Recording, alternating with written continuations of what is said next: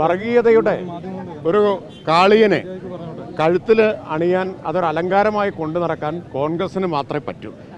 അത് കോൺഗ്രസ് തന്നെയാണ് അത് അലങ്കാരമായിട്ട് കൊണ്ടു നടക്കേണ്ടത്.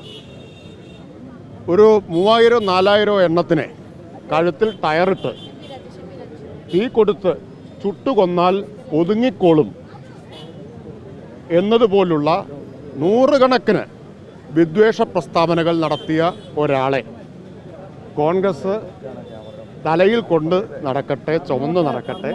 ഞങ്ങൾക്ക് അതിൽ യാതൊരു തരത്തിലുള്ള പരിഭവവുമില്ല. ഞങ്ങളെ സംബന്ധിച്ച് അത്തരമൊരാളെ എടുക്കുന്നത് ചിന്തിക്കാൻ പോലും കഴിയുന്ന കാര്യമായിരുന്നില്ല. CPIM-നോ ഇടതുപക്ഷത്തിനോ വർഗീയതയുടെ കാര്യത്തിൽ ഒരിഞ്ച്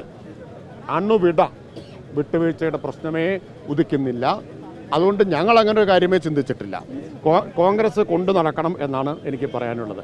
പിന്നെ പച്ചക്കൊടി കണ്ട് പ്രസംഗിക്കാതെ തിരിച്ചു പോയ പ്രിയങ്ക ഗാന്ധിയുടെ പാർട്ടിക്ക് മറ്റേ പള്ളി പൊളിച്ചിടത്തേക്ക് വെള്ളി ഇഷ്ടിക സംഭാവന ചെയ്ത പാർട്ടിക്ക് നല്ല ഒരു അസറ്റായിരിക്കും ഇദ്ദേഹം എന്നാണ് എനിക്ക് പറയാനുള്ളത്. നേരത്തെ പറഞ്ഞത് ക്രിസ്റ്റൽ ക്ലിയർ ആയിട്ടുള്ള സഖാവായി മാറുന്നു. അല്ല, ബാലേട്ടൻ പൊതുവെ ആരെക്കുറിച്ച് മോശം പറയുന്ന ഒരാളല്ലല്ലോ. ബാലേട്ടൻ ആരെക്കുറിച്ചെങ്കിലും മോശം വാക്കുകൾ പറഞ്ഞതായിട്ട് നിങ്ങൾ കേട്ടിട്ടുണ്ടോ? ക്രിസ്റ്റൽ ക്ലിയർ സഖാവാകുമെന്നാണ് പറഞ്ഞത്. ആയി എന്നല്ല പറഞ്ഞത്. കേക്കോ, ആയി എന്നല്ല പറഞ്ഞത്. ബാലേട്ടൻ ഒരു നല്ല മനുഷ്യനായതുകൊണ്ട് അദ്ദേഹം പൊതുവെ ആരെക്കുറിച്ചും ശ്രീ VD സതീശൻ പറയുന്ന തരത്തിലുള്ള വാക്കുകൾ ഉപയോഗിക്കാത്തതുകൊണ്ട് മാന്യമായിട്ട് അദ്ദേഹം പറഞ്ഞു വന്നേ ഉള്ളൂ.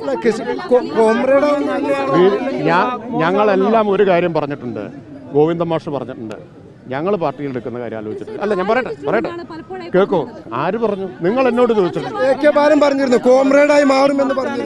കേക്കോ, നോക്കൂ, നിങ്ങൾ ഓരോരുത്തരും എന്നോട് സംസാരിച്ചിട്ടുണ്ട് അല്ലേ, ഈ കാര്യം ചോദിച്ചിട്ടുണ്ട്. എന്താ ആവർത്തിച്ച് പറഞ്ഞിട്ടുള്ളത്? വ്യക്തിപരമായ പ്രശ്നങ്ങൾ മാത്രമാണ് അദ്ദേഹം ഉന്നയിച്ചിട്ടുള്ളത്. വർഗീയതയുടെ കാര്യത്തിൽ അദ്ദേഹം ആ നിലപാട് തള്ളിപ്പറയാതെ മറ്റൊന്നും നടക്കില്ല എന്നാണ് ഞാൻ പറഞ്ഞിട്ടുള്ളത്. ഒരു ഘട്ടത്തിലും ആ തരത്തിൽ ഔദ്യോഗികമായൊരു ആലോചന ഞങ്ങൾ നടത്തിയിട്ടില്ല. പിന്നെ BJP ആയിട്ട് അദ്ദേഹത്തിന് വ്യക്തിപരമായ അഭിപ്രായ വ്യത്യാസങ്ങളുണ്ട്. അദ്ദേഹം വളരെ വൈകാരികമായിട്ടാണല്ലോ പറഞ്ഞത്. ആ വൈകാരികമായിട്ട് പറഞ്ഞ അമ്മയുടെ ശവസംസ്കാരത്തിന് വന്നില്ല തുടങ്ങിയ കാര്യങ്ങൾ പറഞ്ഞപ്പോൾ ബാലേട്ടൻ ഒരു ആശ്വാസവാക്ക് പറഞ്ഞു എന്നേ ഉള്ളൂ.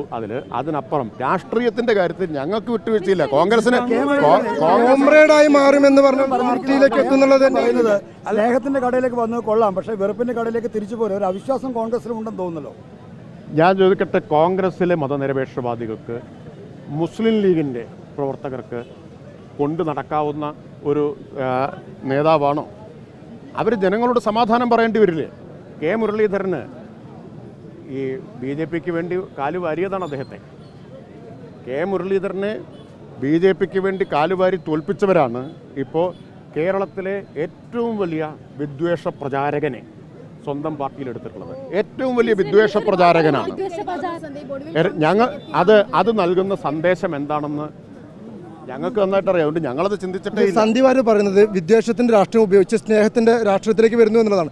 അത്തരം ഒരു നിലപാട് സ്വീകരിച്ചുകൊണ്ട് ഇടതുപക്ഷത്തേക്കാണ് വരുന്നതെങ്കിൽ സ്വീകരിക്കുമായിരുന്നില്ലേ? ആ നിലപാട് അദ്ദേഹം ഇതുവരെ സ്വീകരിച്ചില്ലല്ലോ. ഞങ്ങൾ അതാണ് പറഞ്ഞത്. ഞങ്ങൾ ആവർത്തിച്ച് വ്യക്തമാക്കിയത് വർഗീയതയെ പരസ്യമായി തള്ളിപ്പറയണം. എന്തെല്ലാം പ്രസ്താവനകളാണ് ഓർക്കുന്നില്ലേ? കാശ്മീരിലുള്ള ആളുകളെ മുഴുവൻ കൂട്ടക്കൊല ചെയ്ത് കുഴിച്ചു മൂടണം എന്ന പ്രസ്താവന, അതെല്ലാം അന്തരീക്ഷത്തിൽ നിൽക്കുകയാണ്.